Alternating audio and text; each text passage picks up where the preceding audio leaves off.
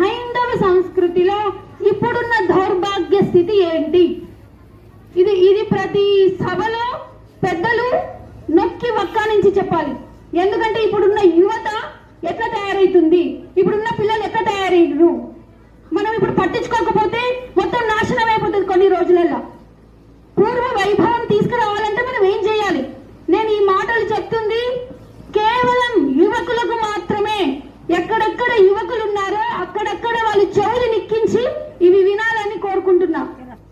ఎందుకు ఈ పిల్లలకు చెప్పాల్సి వస్తుందంటే, భావితరం నెక్స్ట్ జనరేషన్ మన సాంప్రదాయం నిలబడాలి, మన భగవంతుడు, మన సంస్కృతి సాంప్రదాయాలు, ఆచార్య వ్యవహారాలు ఇవన్నీ సక్రమమైన మార్గంలో ఉంటేనే మన హైందవ సంస్కృతి, హైందవ ధర్మం పటిష్టంగా ఉంటది. మనకు ఆ శక్తి ఉంటది. ఓకే, అన్ని మతాలు సమానం అంటారు, ఓకే. కానీ మనకు కీడు చేయడానికి వచ్చినప్పుడు, ఒక పాము గర్వడానికి వస్తే దాన్ని నిమూర్తమా మనము ఏం చేస్తాం? కట్ట తీసుకొని వేస్తాం.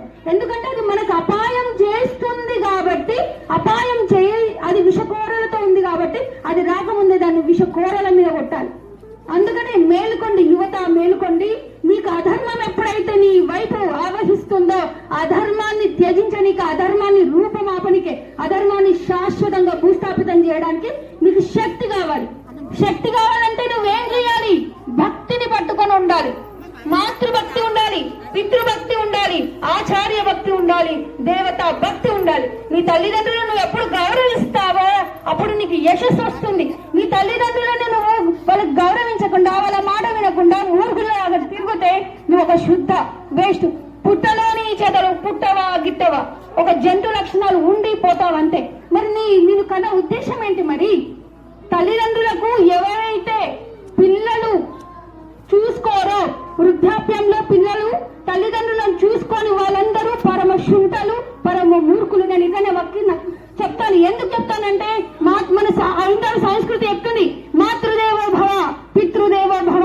మొదటి స్థానం దేవతా స్థానం అమ్మ నాన్నలకే ఇచ్చింది మన హైందవ సంస్కృతి, సనాతన ధర్మం.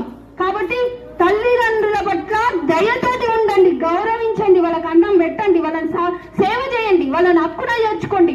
మిమ్మల్ని పెంచి పెద్ద చేసిరు కాబట్టి. పుట్టిన పెద్ద అయినమా మనం కాలేం కదా. తర్వాత గురువు, 3వ స్థానంలో గురువు ఉంటాడు. గురువు ఎందుకు? నీకు ఎట్లా బ్రతకాలి, ఎట్లా జీవించాలి, ఎట్లా జ్ఞానాన్ని పొందాలి, ధర్మం అర్థం కామం మోక్షం, ధర్మార్థ కామాలు ఎలా చేయాలి నువ్వు గురువు ఉంటేనే చెప్తాడు. ఎట్లా బ్రతకాలి, ఎట్లా ధనాన్ని సంపాదించాలి, ఎట్లా సమాజంలో ఎట్లా బ్రతకాలి, అది గురువు ద్వారానే సాధ్యమవుతుంది.